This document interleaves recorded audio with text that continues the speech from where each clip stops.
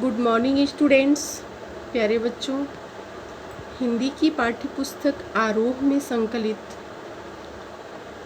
Chapter 4 काव्यांश सुमित्रा नंदन पंत जी द्वारा रचित वे आँखें शीर्षक कविता का अध्ययन कर रहे थे आप लोग। आज हम कविता के 9वें अंश का और 10वें अंश का अध्ययन करेंगे। चलो, कविता की पंक्तियाँ इस प्रकार हैं। खैर पैर की जूती जोरू, न सही एक दूसरी आती, पर जवान लड़के की सुध कर, सांप लौटती फिरती फटती छाती।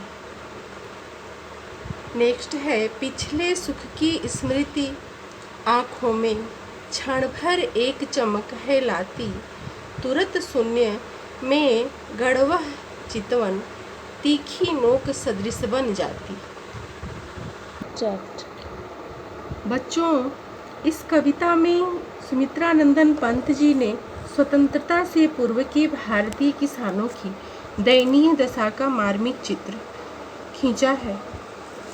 गांव के महाजन अपना ऋण वसूलने के लिए किसानों पर घोर अत्याचार करते हैं। यहाँ तक कि पीड़ित किसान का घर-बार, खेती, बैल, पुत्र, पुत्रवधू, पत्नी, छोटे बच्चे सब एक एक करके नष्ट हो जाते हैं। आज वह अपनी पत्नी और जवान लड़के की याद कर करके तड़पता रहता है।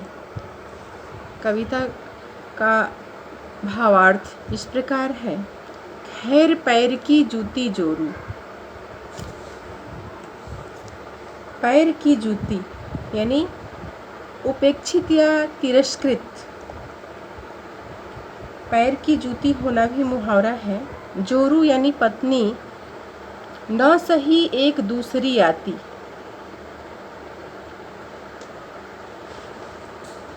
कवि का कहना है कि पत्नी मरी, उसका मरना इतना कष्टकर नहीं था, वह तो पैर की जूती के समान तुच्छ होती है। यानी कवि पत्नी को पैर की जूती कहा है यहाँ पर। इसके माध्यम से भारत के ग्रामीण समाज की उस दकियानुसी भावना पर व्यंग किया गया है जो पत्नी को पैर की जूती के समान नगण्य मानती है।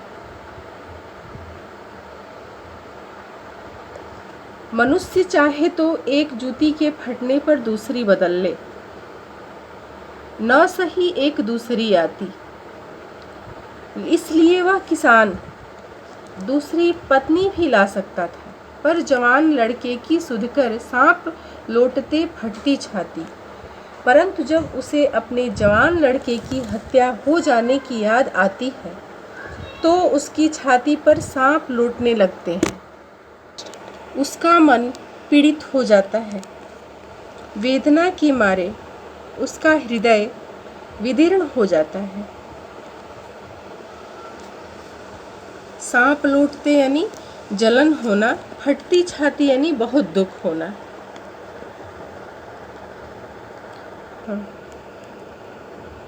अतः वह जब अपने जवान पुत्र को ही नहीं बचा पाया तो दूसरी पत्नी को लाने की हिम्मत कैसे करता है। उसका दूसरी पत्नी लाने का साहस भी समाप्त हो गया। नेक्स्ट है, पिछले सुख की स्मृति आँखों में। बच्चों, नेक्स्ट पंक्तियों का भावार्थ देखिए।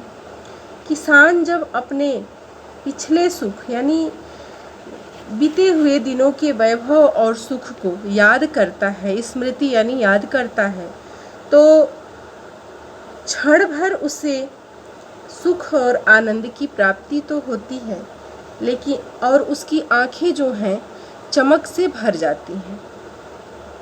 क्षण भर एक चमक है लाती, उसकी आँखें चमक से भर जाती हैं। तुरत शून्य में गड़वह चितवन।